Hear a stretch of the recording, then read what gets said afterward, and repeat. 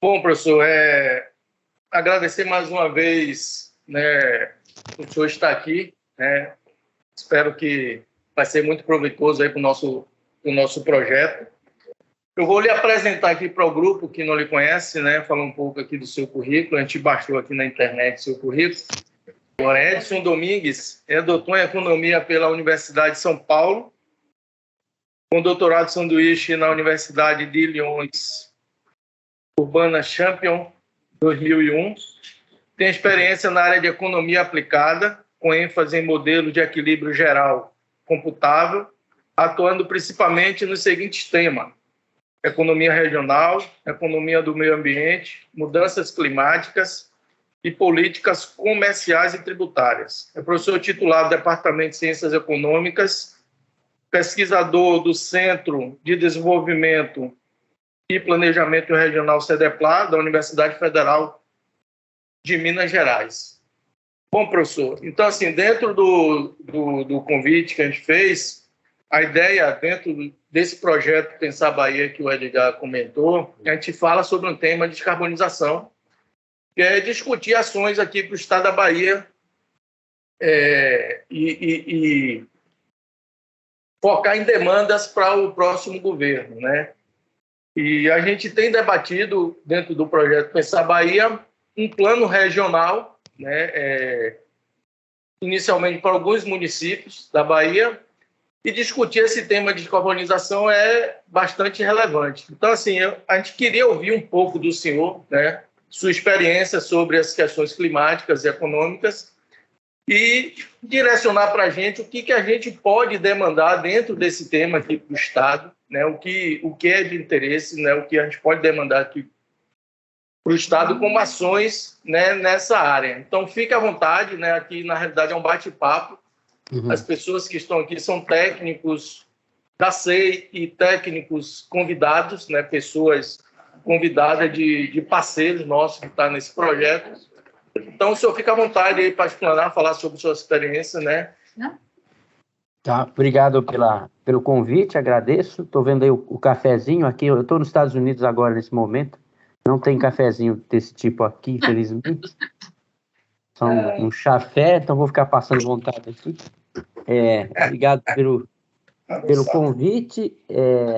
Como foi dito nesse minha apresentação do meu currículo, eu tenho trabalhado com as questões de mudanças climáticas na UFMG, especificamente desde já uns 15 anos, desde o início da Rede Clima, né, que é uma rede de pesquisa de mudanças climáticas, onde eu coordeno a sub-rede Economia da Rede Clima, junto com o professor Eduardo Haddad, da USP. E por meio dessa participação na Rede Clima e em outros projetos de pesquisa, a gente tem desenvolvido essa questão das mudanças climáticas, dos impactos, da adaptação, né, e da mitigação, né, que é a redução de emissões, né, de gás de efeito estufa, que é onde entra esse tema, né, da descarbonização, né. Coincidentemente, nos últimos 2 anos, eu e o Eduardo, a gente tem participado de pesquisas, de estudos, de planos de descarbonização no Brasil, né. A gente terminou recentemente um plano de descarbonização para Pernambuco. Não sei se vocês têm conhecimento dele, acho que foi finalizado no início desse ano, né? Estamos fazendo agora um plano de descarbonização de economia de baixo carbono, que é o nome, para Minas Gerais. Também agora estamos fazendo esse plano para o Estado, né? Não só eu, Eduardo, junto, na verdade, quem está liderando esses programas, esses estudos, foi a COP, da UFRJ, né? O professor Roberto Schaefer e equipe, né? E a gente participa em conjunto com eles desses 2 estudos, né? A gente já tinha feito coisas anteriormente para a Rede Clima, para o Ministério da Fazenda, etc., até para o próprio Estado de Minas Gerais, questão de impactos de mudanças climáticas, e mais recentemente nesse tema da descarbonização, né? Aí, o que eu acho relevante, tanto que a linha que a gente tem seguido nesses projetos e estudos, é que a gente tem que colocar o tema da descarbonização de uma região, por exemplo, Bahia ou qualquer do Brasil, num âmbito de um contexto global, né? Quer dizer que o problema é global, mudanças climáticas, né? Então, dado esse problema global das mudanças climáticas, o Brasil tem o seu papel lá na redução das emissões, que é mitigação de emissões, né, de gás de efeito estufa, que é a descarbonização, dentro das conferências, dos acordos internacionais, né? As COPs, né? COP de Paris, depois de Glasgow. Então, o Brasil tem participado dessas iniciativas, né, globais de redução de emissões com as suas metas, né? Metas de redução de emissões na indústria, no desmatamento, etc. Embora aí nos últimos 3, 4 anos isso tenha sido menos enfático, né, na execução das políticas públicas, especialmente do governo federal. Mas o Brasil tem estabelecido esses compromissos, né, que são em termos nacionais, né, o Brasil como um todo, que aí vem do governo federal. E aí, obviamente, esse planejamento nacional deve estar consistente com as iniciativas estaduais. Os estados devem estar consistentes, né, com seus planos, com essas iniciativas, a iniciativa nacional, obviamente, né. Então, a gente vê, nesse tipo de estudo que a gente fez, essa linha de trabalho, quer dizer, os cenários que a gente trabalha nesses projetos são cenários nacionais, né, onde o Brasil, a gente assume que o Brasil vai adotar as metas de redução de emissões, porque é um compromisso do Brasil. Não fazer nada parece que a longo prazo não faz parte da agenda, né, de políticas públicas do Brasil e do mundo. Então vai se fazer alguma coisa, então vai se fazer uma redução de emissões dentro das metas, pelo menos dentro das metas que o Brasil se propõe. E aí, nesse âmbito, a gente estuda como é que se encaixa, né, como é que se acoplam, né, as economias regionais, né, que é o que a gente está fazendo, fez para Pernambuco e fez para Minas Gerais, né. Então, essa consistência da política pública regional com a pública nacional é muito importante quando você pensa em descarbonização e redução de emissões. Logicamente, cada estado e cada região tem as suas peculiaridades, né, produtivas, né? A estrutura produtiva de Pernambuco é diferente da Bahia, que é diferente de Minas Gerais, o tamanho do estado, o tamanho da população, as condições demográficas, econômicas, etc., tudo é distinto entre as regiões. Isso tem que ser pensado, tem que ser levado em conta também, né? Então, quando a gente falou de descarbonização nesses estudos que eu estou citando, primeiro essa questão de tratar, como eu falei, Brasil, Nordeste e Bahia, estados, por exemplo, dentro do contexto articulado, para que você não tenha uma coisa que destoe, né, do restante das regiões. E quando a gente fala de descarbonização, provavelmente a gente está pensando não só em reduzir emissões, né, reduzir o uso de combustíveis fósseis, etc., e outras coisas que geram gás de efeito estufa, e redução de emissões, dentro de um programa de desenvolvimento que integre, obviamente, uma agenda que é ambiental, por per se, né, descarbonização, uma coisa ambiental, com o social e com o econômico, né? Então, a gente, obviamente, não pode pensar numa agenda desse tipo que seja, por exemplo, aumente a desigualdade social, reduza emprego, diminua o crescimento econômico, gere muitos custos. Então, você tem que tentar pensar numa agenda que é nitidamente ambiental, de mudança de paradigma produtivo e de consumo, num âmbito de uma integração com a agenda social e econômica, né, de emprego e de renda, que não é fácil obviamente, de pensar, de pensar estratégias desse tipo, né. Algumas estratégias podem ser até de redução de empregos, de renda, custos econômicos. Então, tem que tomar muito cuidado para que essa integração de descarbonização com desenvolvimento, né, seja possível, né, no escopo, como eu falei, das iniciativas do Brasil no Acordo de Paris e nos acordos da COP. Tá? Aí o que em termos de aí, logicamente a gente não tem antes de ir, né, para as potencialidades regionais específicas de cada região, por exemplo, Pernambuco, eu falei, Minas, ou eventualmente Bahia, a primeira etapa é essa, quer dizer, você tem que ter uma linha de um cenário que leve em conta essas questões dos acordos que o Brasil vai entrar ou está comprometido em atingir na obtenção de emissões de gases de efeito estufa, e nessa linha de descarbonização você tem que ter uma modelagem, né, um modelo, premissas, né, que digam como é que isso é atingido. Então, como é que você vai reduzir emissões que vêm do uso de combustíveis fósseis, como é que você vai substituir, o que você vai mudar na matriz energética do Brasil para que isso ocorra, o que você vai mudar em termos de desmatamento, o que você vai mudar em termos de consumo, em termos do uso de gás, o uso de energia hídrica, geração hidrelétrica, geração de biocombustíveis, etc. Tá?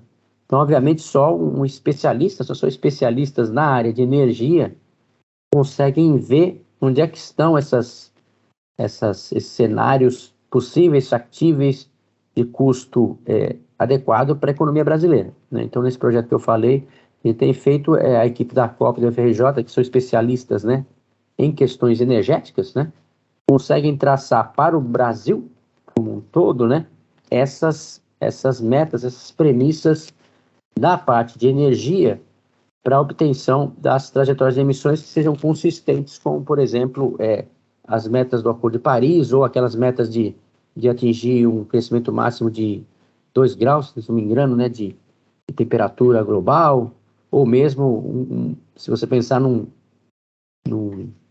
estratégia mais ambiciosa, que é aquela que se fala de net zero, né, emissões líquidas zero, lá em 2050, por exemplo, para a economia brasileira, que é uma meta já muito mais ambiciosa, né? É 2050, mas 2050 está aí, né? Já estamos em 22, não é um prazo nem muito longo em termos de trajetória econômica de mudança da economia, tá? Então, vem esse pessoal da área de energia, porque aí a energia como um todo, tem que lembrar, o sistema energético brasileiro é complexo e não é regional, ele é nacional, articulado nas várias fases, etc. Então, esse trabalho tem que ser feito, né? Especialistas em energia, do ponto de vista nacional, avaliam e determinam essas estratégias, esses caminhos possíveis de descarbonização. Quanto mais ambicioso for o caminho, mais mudanças você tem que fazer na matriz energética brasileira. Por exemplo, se você for para um net zero, você precisa de uma substituição muito drástica, né, de combustíveis fósseis para biocombustíveis, gás natural e outras coisas. É o que os modelos da COP apontam para você chegar nesse tipo de cenário. E aí, do outro lado, o que a gente faz aí, eu, Eduardo, e equipe mais econômica da economia regional, é mostrar como é que essas trajetórias afetam os setores econômicos, né? Os custos, as oportunidades, como é que a economia cresce, né? Nessas trajetórias, usando um modelo integrado ao modelo energético. Então, a COP nos entrega esses cenários que eu falei e a gente faz o que a gente chama de regionalização, né? E articula um modelo econômico para ver quanto é que a economia está crescendo nesses cenários de descarbonização, quanto é que você está gerando de emprego, de renda, de PIB, de arrecadação de impostos, levando em conta os investimentos necessários nessas trajetórias, quanto é que a economia está crescendo. E aí, acho que a vantagem de fazer isso é que você gera para o pessoal de planejamento, políticas públicas, né, para as secretarias, para os estados, números, né, indicativos. Olha, esse cenário de descarbonização desse jeito, você tem este crescimento de emprego, de renda, de PIB, das regiões dentro do estado, se for necessário. Então, a gente consegue detalhar impactos prováveis, que são modelos de projeção, não são modelos de previsão, né, dessa trajetória de descarbonização. Né? E aí, como eu falei, se você for uma trajetória mais ambiciosa, net zero, por exemplo, que é emissões líquidas zero para o Brasil como um todo, você vai ter uma outra trajetória. E aí, a integração desses modelos, são modelos que eu, Eduardo, trabalhamos já há muito tempo dentro da Rede Clima. Sabe dizer que essa metodologia que a gente está usando nos projetos surgiu muito dentro das atividades de pesquisa que a Rede Clima fez aí nos últimos 20 anos. A gente consegue construir cenários e passar para o planejador, né, toda essa informação, né, que acho que é muito útil para ele até dentro do escopo das políticas públicas do Estado, falar, olha, esse é o cenário que a gente está seguindo, o que a gente vai fazer, as metas que a gente pode atingir, etc, etc, os custos, né? Então, nesse sentido, eu falando termos mais genéricos, obviamente, aqui, sem entrar na especificidade da Bahia, né, da economia da Bahia, da região como um todo, a gente trataria esse tema da descarbonização. Logicamente, a gente tem feito isso, como eu falei, numa metodologia integrada, em que existem, a gente fez um estudo para Pernambuco e Minas, mas a gente trabalha com o Brasil como um todo. Todas as regiões estão na nossa metodologia, na nossa análise. Por quê? Porque é importante. Você sabe que as regiões no Brasil, as regiões em termos econômicos, são muito integradas, né? O fluxo de compra e venda de bens e serviços entre as regiões é muito intenso, né? Então, o que você faz no Brasil como um todo tem impactos regionais diferenciados. A estrutura produtiva das regiões é diferente, compras e vendas, os estados têm as suas peculiaridades, como eu falei. Então, sempre quando a gente faz esse tipo de estudo, a gente leva em conta todo o Brasil e as peculiaridades das regiões, né? Acho que se você vai trabalhar num plano para a Bahia, logicamente você vai levar em conta questões da estrutura econômica da Bahia, né?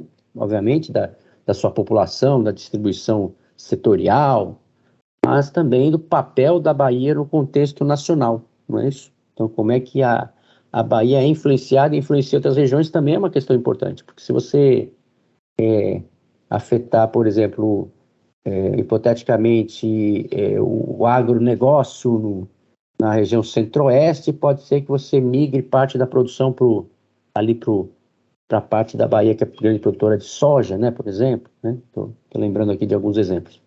Como é que a descarbonização, por exemplo, que é uma meta de reduzir o uso de combustíveis fósseis, afetaria, por exemplo, a produção de combustíveis aí no polo da Bahia, né, de Camaçari, não é isso? Que é o polo petroquímico, não é isso? Como é que essa demanda de químicos, né, petroquímicos, surgiria dentro de um contexto de descarbonização, né? Usar menos combustíveis fósseis, menos produtos químicos, petroquímicos, provavelmente você pode afetar negativamente uma atividade econômica importante na Bahia, né? Não é isso? Mas você está cumprindo uma meta de descarbonização, mas o efeito pode ser negativo. Você pode ter que substituir um setor pelo outro. Ou então você vai aumentar a produção da cana-de-açúcar para biocombustíveis, os biocombustíveis de terceira geração, que o pessoal da COP chama, e aí você pode também incentivar essa produção agrícola voltada para isso na Bahia, né? Então, para a gente pensar, acho que é importante pensar como é que essas questões regionais, né, essas peculiaridades são afetadas pelas metas nacionais de redução de emissões nesse contexto que eu falei, regionalmente integrado, né?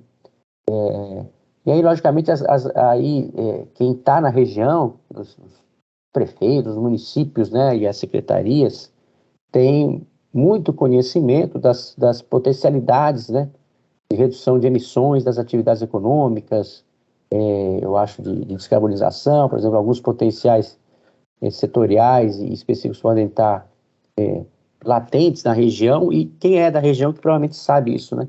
Não vou ser eu que vou falar o que fazer na Bahia, né, para reduzir emissões em setores de atividades específicas, porque não é do meu conhecimento. Eu acho que aí as secretarias, as prefeituras têm um papel importante em descobrir potenciais de descarbonização, de redução de emissões, e ajudem, né, você a atender essas metas nacionais e eventualmente regionais que você coloca.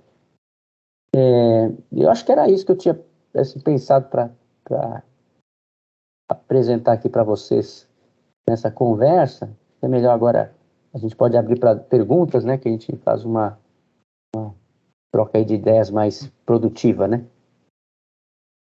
Isso aí, Edgar.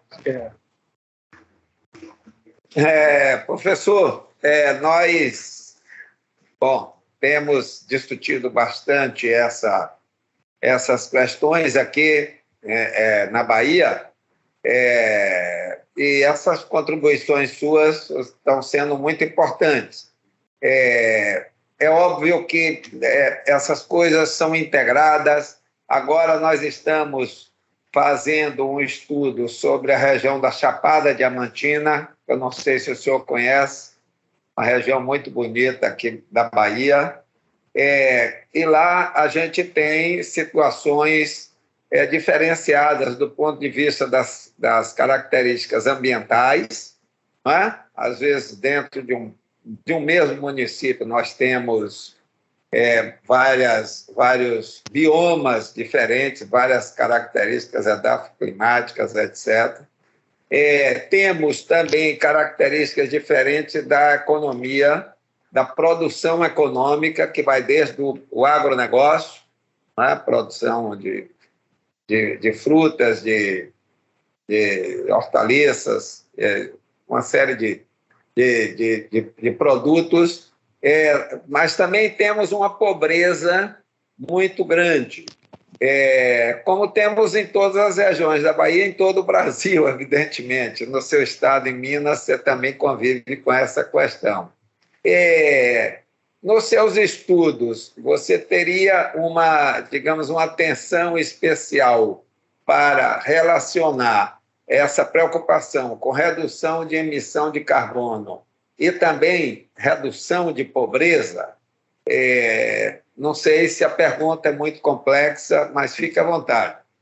Essa é uma boa questão. Até interessante. Nos cenários que a gente tem feito, toda vez que você entra com uma política de descarbonização, né, você está tendo que desencadear uma série de investimentos, né, tanto de setores produtivos para mudar tecnologias, como de infraestrutura também, né, de energia, etc. E o que os nossos modelos mostram é que isso leva a uma geração de emprego maior do que não fazer nada. Então, é uma estratégia que gera empregos acima do não fazer nada. Mas que o não fazer nada está fora do escopo, né? Então, fazer essas atitudes tende a levar a um crescimento de emprego relativamente bom, assim, não é o que vai resolver a pobreza e o desemprego no Brasil, né? Assim, não é uma política de descarbonização que vai ter um potencial de crescimento tão grande de empregos e de renda, mas tem um efeito positivo, eu acho. Então, eu vejo dessa forma, quer dizer, a redução de pobreza e geração de empregos, ela vai vir acompanhada, vai vir a reboque do processo de descarbonização, de mudanças estruturais nesse sentido, né?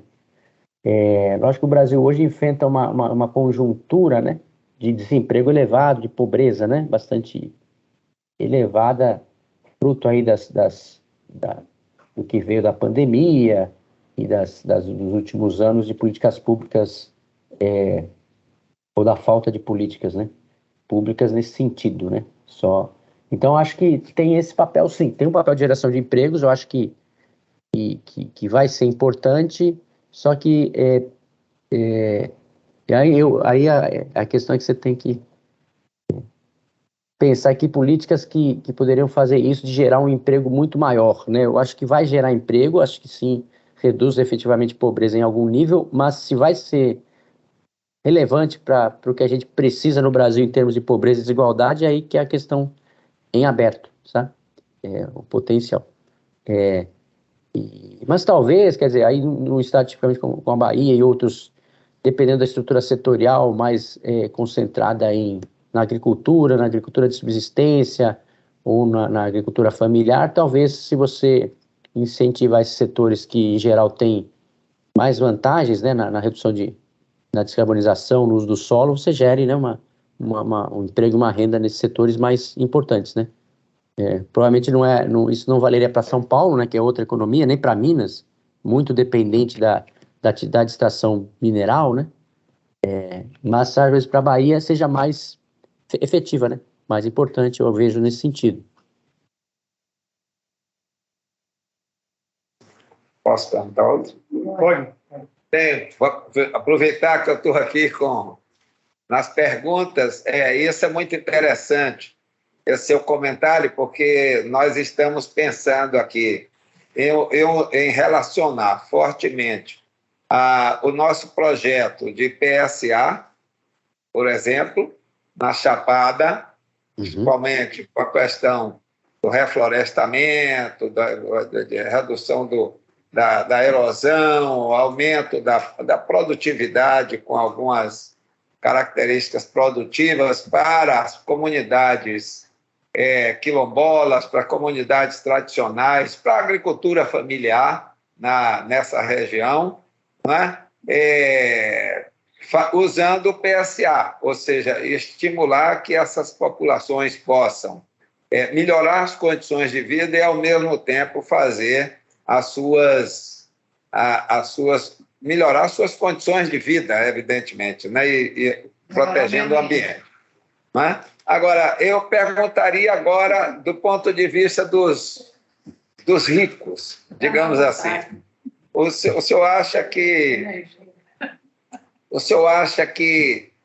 será crescente cada vez mais as exigências para uma produção limpa,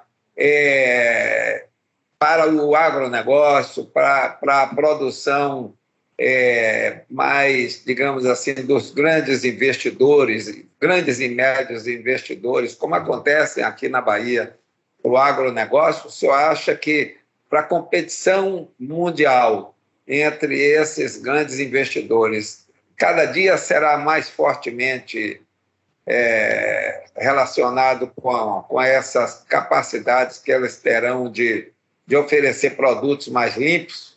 Ou é apenas uma onda que a gente está vivendo? Essa é uma boa pergunta. Eu acho que sim, que essa pressão internacional sobre o agronegócio de ter uma produção que não gera desmatamento, né, direto e indireto, a gente já está vendo ela aparecer em várias esferas, né? Então tem fundos de investimento internacionais, grandes fundos de investimento que só aplicam os seus recursos em ações de empresas, né? Dentro de certos parâmetros de ambientais, isso é efetivo, né? Não acontece mesmo. Eu vi recentemente iniciativas, eu acho que de um grupo europeu, de compradores, acho que de soja ou de carne, né? De efetivamente só comprar esses produtos de lugares, né? De países ou de produtores e efetivamente certificados em termos de emissões, de desmatamento, né? Isso está acontecendo. E hoje em dia você não consegue esconder uma coisa dessas, né? Ninguém esconde desmatamento, né? Hoje em dia você tem imagens de satélite, todo mundo acessa, todo mundo faz avaliações. Não adianta um governo ficar falando, não estamos desmatando, a floresta está queimando sozinha. Isso é facilmente verificado, né? Impossível você esconder uma informação desse tipo. Então, acho que da parte desses países, grandes compradores do agronegócio brasileiro, a pressão efetivamente já existe, né? E eu acho que dificilmente você vai exportar um produto se for identificado que ele vem de um produtor ou parte da produção vem de algum lugar com desmatamento, com emissões, etc. Então, acho que isso é efetivo mesmo, né? E o agronegócio, provavelmente, dado a capacidade de capitalização que eles têm, de rendas, etc., não vejo como dificuldade dele também atender a um pressuposto desse tipo, né? Assim, em termos de ganhos de produtividade, os produtores do agronegócio têm conseguido ganhos de produtividade históricos muito elevados, né? Há anos, né? Então, você tem vários casos em que a produção aumentou sem o aumento do uso de terras ou de desmatamentos, etc. Tem a questão dos agrotóxicos também, né, que é importante aí, que aparece. Mas a minha avaliação é que realmente isso vai acontecer por uma questão de atender a uma condicionante de mercado, né? O mercado desses produtos vai exigir isso. Se você for buscar investimento no exterior, também vai ser exigido isso, né? Então, dos dois lados, eu acho que vai ter essa pressão, esse condicionante efetivamente, né? Como eu falei, não tem, porque também não tem como você esconder a informação, né? A informação disso existe, né? E é basicamente um bem público, né? Todo mundo vê, todo mundo avalia. Então, acho que efetivamente o agronegócio, logicamente que se você afrouxar. Se o Brasil tem políticas, né, de controle de desmatamento, já tem políticas muito efetivas de controle de desmatamento relativamente recentes, né, nos anos 2000, né, do início dos anos 2000, o Brasil teve políticas muito efetivas de redução de desmatamento, na Amazônia, por exemplo. Depois foram enfraquecendo, nos últimos 4 anos abandonadas e até revertidas, né? Um grande prejuízo para o Brasil em termos de negociações internacionais, né? Então, acho que a gente espera que não tem por que isso não voltar, né, com ênfase, né? Porque você acaba, ou você amplia ou mantém os mercados que você já tem para os seus produtos. Minha opinião. Professor, aqui na Bahia, o senhor falou aí do polo petroquímico, né? Em termos de questões econômicas, a gente tem algumas ilhas, a gente discute internamente aqui, que a Bahia tem algumas ilhas econômicas, né? Temos aqui na região metropolitana o polo petroquímico, no extremo sul nós temos a celulose, né? No oeste a gente tem o agronegócio. Uhum. O extremo sul é baseado no eucalipto, né? Uma monocultura de eucalipto. E temos uma região semiárida, né, onde tem municípios pobres que vêm sofrendo com essas mudanças climáticas, né, a variabilidade do clima, né, esses municípios têm sofrido bastante, né, alguns pontos, inclusive, de desertificação já vem ocorrendo aí na região de Jeremoabo, né, aqui na Bahia. A longo prazo, como o senhor vê a importância desse modelo, né, de descarbonização, da implementação de políticas de mitigação a longo prazo aqui para o Estado, dentro desse contexto? Né, como é que o senhor vê isso? Essa é uma pergunta interessante. Quer dizer, a gente está falando aqui basicamente quando fala de descarbonização, redução de emissões, né? Então, quando fala mitigação, é mitigar emissões, nessa agenda nossa aqui.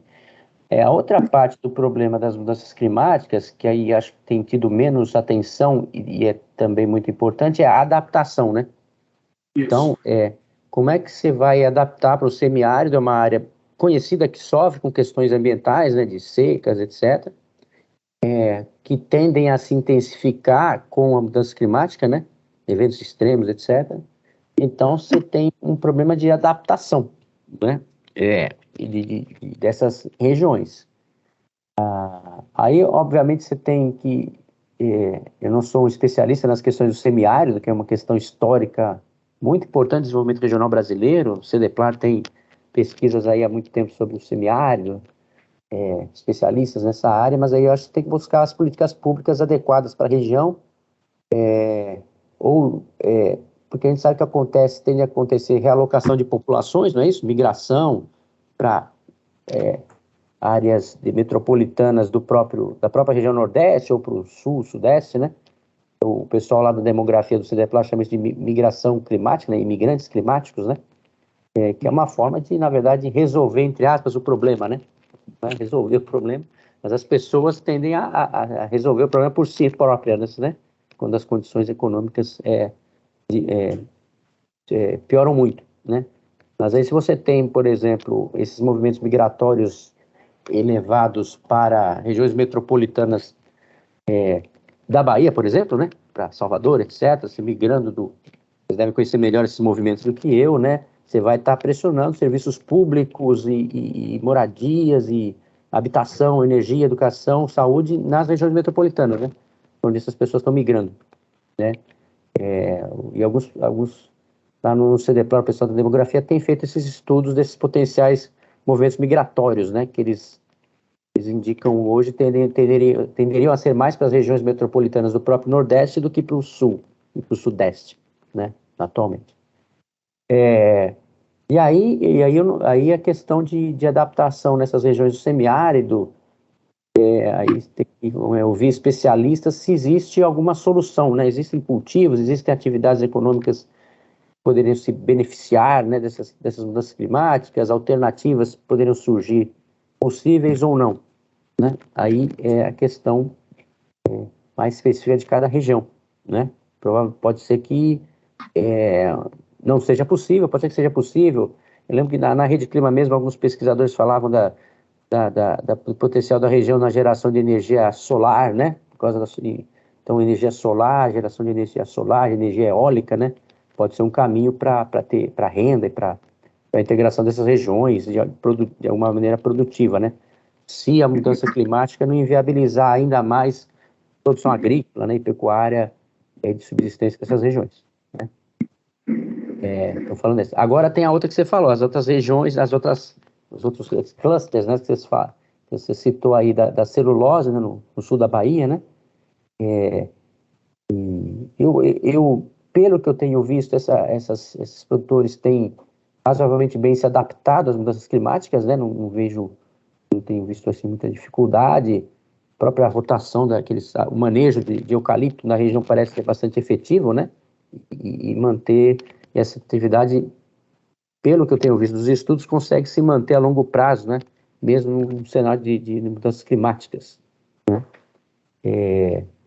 Eu acho que o agronegócio da soja, né, mais no oeste, né, foi citado, provavelmente vai estar nessa que eu tinha falado agora há pouco, de atendendo às questões de desmatamento, de emissões, né? Eu acho que não é uma região que tem sido muito foco, né, de debate sobre desmatamento, né? Eu acho que efetivamente é uma região mais consolidada nesse sentido.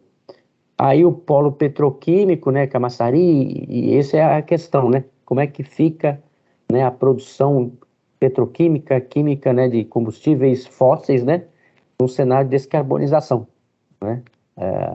Algumas empresas petroleiras aí mundiais têm começado a atuar também na parte de biocombustíveis, né? Produzindo também a alternativa aí, parece vai substituir um pouco os combustíveis fósseis, né? Mas Camaçari não é só combustíveis, né? Petroquímicas, né? Então tem químicos, tem outros insumos, né? Diversos que podem que a demanda pode diminuir relativamente ao que seria um processo sem descarbonização, e aí esse crescimento desse polo, dessas atividades seria um pouco menor, né? Pela menor necessidade desses produtos de combustíveis fósseis, né? Então, talvez se tivesse um vetor de menos crescimento desses produtos. Nos cenários que a gente tem rodado aqui de descarbonização, efetivamente você tem uma redução da produção nacional de petróleo e do refino de combustíveis e petroquímicos, né? Substituídos por alternativas, se não me engano, o pessoal da COP tem usado você teria um aumento muito grande na eficiência, né, do uso de combustíveis, então você reduz a necessidade deles, né? Se tornando motores mais eficientes, etc., processos produtivos mais eficientes, você acaba diminuindo a necessidade de combustíveis fósseis e ajudando a descarbonização, né? Então, acho que esse seria um ponto muito interessante para ser olhado, né, nesse projeto, nesse panorama de descarbonização, especificamente na Bahia, os impactos sobre o polo petroquímico, né, de Camaçari. Até para essas discussões recentes que a gente tem tido sobre refino, sobre dependência do Brasil de importar, né, produtos petroquímicos, químicos, etc., fertilizantes, né, também, né, é um ponto importante aí para haver, né, na discussão, eu acho. Ok. Só mais uma questão. Dentro desse projeto nosso de descarbonização, a gente está com um projeto piloto na região da Chapada. A gente está tentando, né, com um escopo, identificar áreas que sejam elegíveis, né, dentro dessa região para projetos de carbono certificados, né, com o objetivo de gerar créditos, né, verificados para o mercado voluntário de carbono. Isso como uma meta para gerar emprego e renda para a região e fomentar investimentos de organismos internacionais, né, para esse movimento. Então, a gente está identificando e tentando viabilizar, né, dentro desses municípios piloto que a gente está trabalhando, identificar essas áreas. O senhor acha que isso é viável, né, como fomento para ajudar no desenvolvimento da região? Uhum. Essa é uma questão importante. A gente também tem, eu trabalhei já em alguns projetos, uns estudos já há alguns anos, dessa questão de mercado de carbono no Brasil, né? O potencial de redução de emissões. A gente sabe que o mercado de carbono tende a ser o melhor efetividade de custo, né? Para reduzir emissões, porque ele acaba meio que distribuindo, né, o custo mais efetivamente entre atividades com potenciais de redução de emissões. O Brasil tem já eu vi uma notícia, um projeto, né, de mercado de carbono quase que pronto, né? Está aí na gaveta lá do Ministério da Economia, né, do Planejamento. Eles já identificaram como é que o mercado de carbono começaria, né? Eu já vi algumas notícias desse tipo. Eu acho que é uma discussão que está bem desenvolvida no âmbito do poder público, do governo federal. Eu tenho acompanhado os estudos que foram feitos dessas iniciativas de mercado de carbono no Brasil. Acho que foi feito pelo pessoal até da UFRJ, né, com o pessoal da FGV de São Paulo. Esses estudos estão prontos. Então, acho que efetivamente um governo aí com mais sensibilidade, né, iniciativa na área de redução de emissões vai efetivamente colocar de pé esse mercado de carbono brasileiro, né? Vai começar, como começam todos, de maneira mais restrita, alguns subsetores, né? Como sempre começam, e depois potencialmente vai se ampliando para outros setores, né, da economia brasileira. Então, acho que há um potencial efetivo desse mercado de carbono surgir, e aí, sendo esses créditos certificados passíveis de entrar nesse mercado, efetivamente você tem isso que a gente que pode se pensar, né, de investimentos e receitas, né? Então, você incentiva as reduções de emissões, porque o certificado te garante um recurso extra, né? Então acho que no que o Brasil já tem pronto de estudos, de implementar efetivamente o mercado, essa é uma boa perspectiva. Eu acho que falta só aí é a questão, falta um governo federal, né? Porque tem que ser nacional, não pode ser um mercado de carbono regional, não faz sentido. Tem que explorar nacionalmente as possibilidades de redução de emissões, de créditos, de compra e vendas, né, de crédito de carbono. Então, com um mercado nacional efetivo colocado em prática, né, todos que tiverem reduções certificadas vão poder se beneficiar, né? Isso incentiva investimento e produção e emprego, né? Eu acho que essa é uma realidade que não está muito longe do Brasil de acontecer, né? Visto que esses estudos, mesmo a discussão na Câmara, né, dos projetos, um projeto lá de lei, esqueci o número dele, já está bem adiantada, né? Isso. Então, eu acho que é efetivamente outros países já fazem, né? Então, acho que o Brasil não tem por que não fazer, e já tem os estudos que são muito adiantados. Isso tem como sair. Então, você já prepararem atividades certificadas com potenciais de redução de emissões, né, de venda de certificados é importante, sim. Está preparado já. Mais uma. Bom, eu tenho mais uma questão, professor. Bom, não sei se o senhor tem, digamos assim, pode responder a essa pergunta, mas todas esses estudos, todas essas iniciativas são coisas que são relativamente novas, estão sendo aprendidas, estão sendo tentadas e com erros, acertos, etc. e tal. Mas nós sentimos, acho que de uma maneira geral, esse ambiente todo de pessoas que trabalham com esses temas tem sentido que é crescente o número de instituições nacionais e internacionais que incentivam estudos e projetos nessa área da descarbonização, de PSA, enfim, da área ambiental. O senhor teria alguma indicação, se não pudesse agora, depois a gente poder receber do senhor algumas sugestões de links ou instituições que têm feito maiores incentivos em financiamentos para esses estudos e pesquisas? A gente tem feito, quer dizer, na minha experiência própria, né, a gente tem tido alguns financiamentos de pesquisas de mudanças climáticas não sei se é essa questão do Reino Unido, né, no fundo britânico lá esqueci agora me esqueci o nome, né? E o Banco Mundial, por exemplo, financiou grande parte das pesquisas dos estudos que o Brasil fez para o mercado de carbono, né?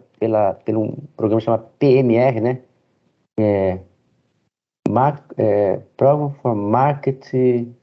preparação de mercado de carbono, né? Então, o Banco Mundial financiou vários estudos para o antigo Ministério da Fazenda, agora para o atual Ministério da Economia, nesse sentido. Então, esses estudos de preparação do Brasil para o mercado de carbono foram financiados pelo Banco Mundial, né? Que é interessante, a gente tem essa notícia.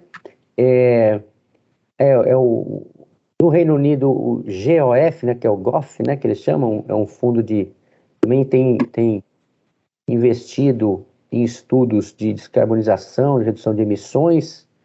Eu acho que até o estudo que está sendo feito para Minas Gerais tem um financiamento desse fundo britânico, eu acho. A gente trabalhou recentemente num projeto chamado de Nova Economia Ambiental, né, para a Amazônia, né, que a gente fez lá para os estados da Amazônia, que foi financiado pelo WRI, pelo World Research Institute, né, WRI Brasil. Financiou um estudo grande que a gente fez para a Amazônia sobre essa questão da bioeconomia, né, que eles têm chamado, nova economia da Amazônia, produtos da floresta, etc. Um estudo bem interessante que a gente fez, com uma metodologia bem parecida com essa que eu falei também, de redução de energia e tal, com o pessoal da COP.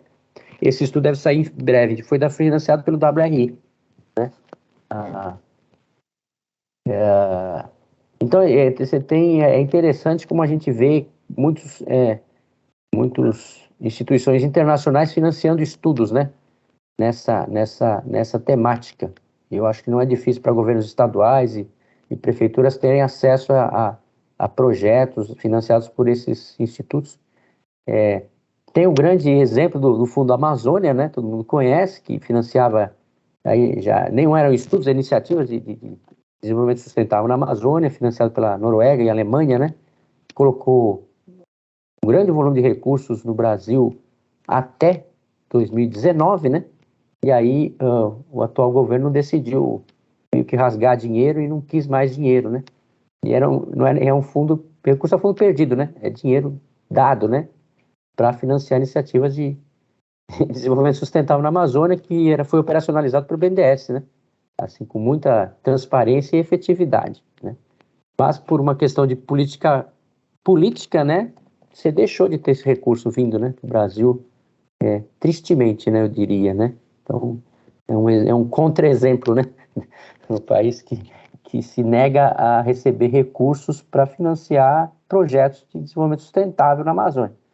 Então, eu tenho visto, aí vocês devem conhecer mesmo, muitas iniciativas de governadores estaduais, né, nos fóruns internacionais, com seus projetos, com suas iniciativas, buscando financiamentos, né? Então, acho que os governos estaduais têm tido até um papel muito melhor, né, nessa esfera do que o próprio governo federal nos últimos 4 anos.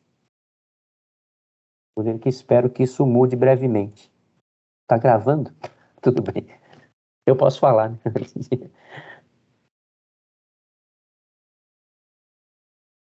Professor, vai dar meio-dia aqui no Brasil, né? Acho que foi muito interessante sua fala. Queria só agradecer, né, a sua disponibilidade, manter esse contato, né, para futuras conversas, né? Se o senhor puder disponibilizar mais um tempo aí para a gente futuramente, né, manter esse contato, né, colaborar com o nosso projeto, né, foi muito enriquecedor. Queria dizer que a gente tem algumas publicações aqui na SEI que estão com editais abertos, né? Uma Bahia Análise de Dados, que está como tema o PSA, né? E aí, se for de interesse, a gente pode passar o link para o senhor para divulgar aí nas suas redes. É um chamamento para a publicação de artigo nessa área de pagamento por serviço ambiental. E estamos lançando também, acho que até setembro, né, Rita? Em setembro, uma outra revista chamada CEP, né, que é Série de Estudos Especiais. E nessa revista o tema será mudanças climáticas. E aí tem vários eixos lá de chamamento no edital. A gente vai lançar também esse edital agora em setembro. E aí eu vou mandar para o senhor também um link do edital para o senhor divulgar aí na sua rede, ok? Ok, obrigado, agradeço. Mas agradecer a sua disponibilidade, agradecer a professora Mariana, né, Vale, professor Eduardo Haddad aí pela sua indicação, né, enriqueceu bastante aqui a nossa discussão e o nosso projeto. Obrigado. Convidá-lo para quando vir à Bahia, por favor, nos procure. Será um prazer recebê-los aqui na CEI. Sim, depois de 2 anos de pandemia, necessito voltar à Bahia. Essa região conheço razoavelmente ali, Porto Seguro, né? Até o sul da Bahia também, já estive em Ilhéus, Salvador, né? Estado muito interessante para a gente que é mineiro. Eu sou paulista, né? Mas estou em Minas. Então, agradeço o convite, fico à disposição aí, porque for preciso, necessário. Então, agradeço a todos e um bom dia aí a todos. Bom dia. Ok, professor, muito obrigado. Obrigado, bom dia. Até logo. Abraço. Tchau. Tchau.